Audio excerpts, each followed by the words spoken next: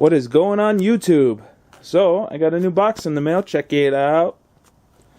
So this is a Depo Racing Intake pipe. It's a decent size. It's just painted flat black, which I guess is fine. So that's going to replace this plastic pipe here. Give me a little bit of sound. I did just recently switch to a 3-inch mbrp catted downpipe, but I didn't make a video on that because I was in a rush. I only had a couple hours to get the downpipe in before my time attack day, so sorry about that, guys. Yeah. Anyways, let's get started with this. First thing we're going to want to do is pull these little caps, because what we're going to do is we're going to leave this top cover attached because we don't feel like removing the wipers again. But we're going to have to remove the bottom one so that I can get my fat ass arm in there to do the clamps on the turbo that are way down there. These screws here in the corner are Torx bit and they're T30s. Then we're going to have this is a 10mm.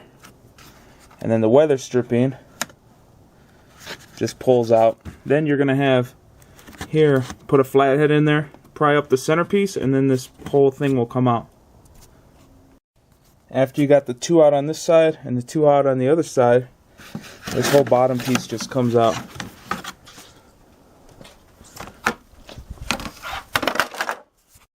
The top, you just pull this straight up out of this groove.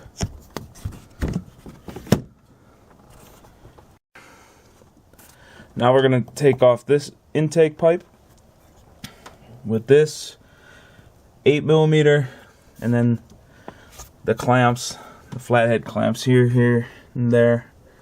And then we're going to take out that one and this one.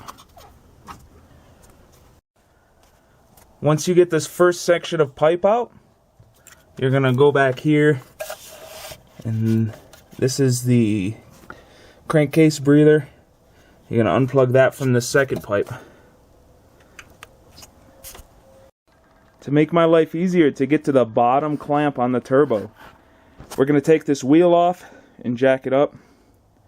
That way we can get to that bottom clamp very easy, because it just is right through the side of the wheel well. In this next part, you're going to do it whatever the best way is for each individual, depending on how big your arms are, how big your hands are, all that shit. Because it's a little tricky to get down there. So that's the clamp right here for connecting to the turbo right there. So yeah, it's kind of a pain in the ass. So just find a way that works for you and do it. Let's take a second to look at these side by side. The stock one gets really scrunched down right here, and this keeps the full dimensions all the way around. Where this one, it starts round, and then when it bends, it scrunches down, and then it gets really scrunched in over here.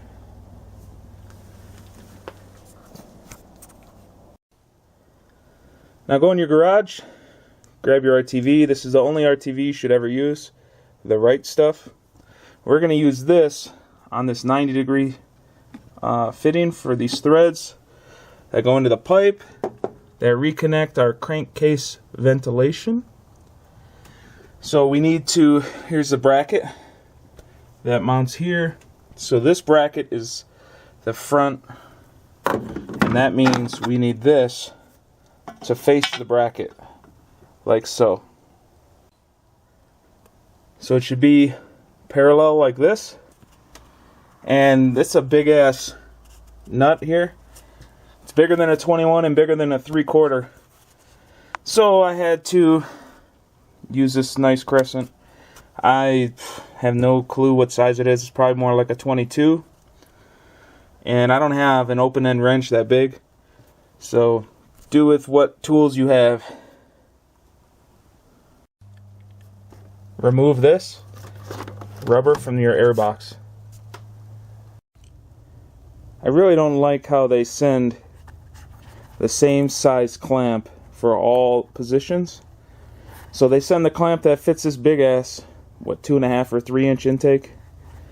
But the turbo is tiny. So then you have all this shit hanging off, right? I mean, how hard would it have been to just send a smaller clamp? After you get that clamp mounted at the very middle, you can push it on all the way. There's a step on that turbo, so just push it till it bottoms out on that step.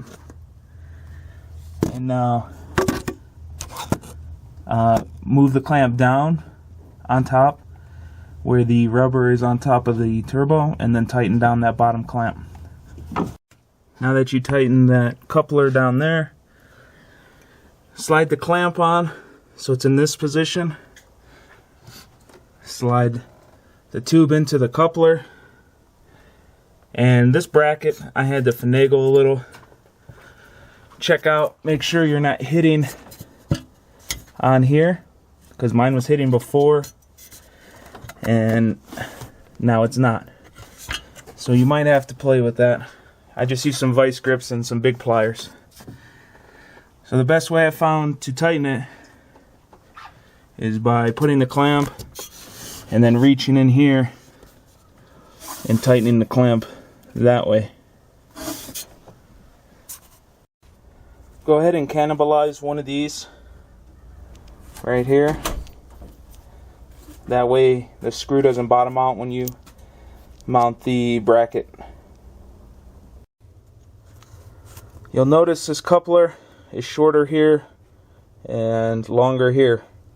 The longer side is going to go up the pipe. The shorter side is going to go on that plastic mounting. To make your life easier, remove this and pop the airbox out of the two mounts. Get this clamp on first, then situate it and mount your box back in the grommets, and then tighten this top clamp.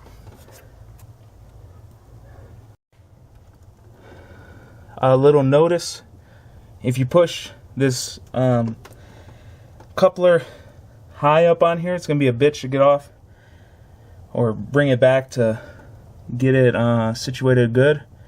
So I had to put some lube on it in order to get the airbox to fit flat back in the grommets.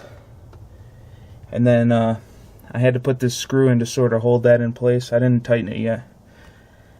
So once you tighten this clamp right here, I suggest buying one of these. It's a little flexible clamp tool. It has one size here, and then you flip this and you have the smaller size. I taped it so I wouldn't lose it in my engine bay when I was doing the clamp way in there.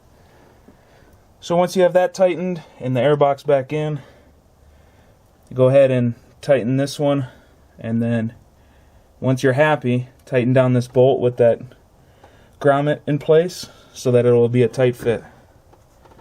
And that's about it. After that, put your air filter back in, and I will see you next time. Wrench on.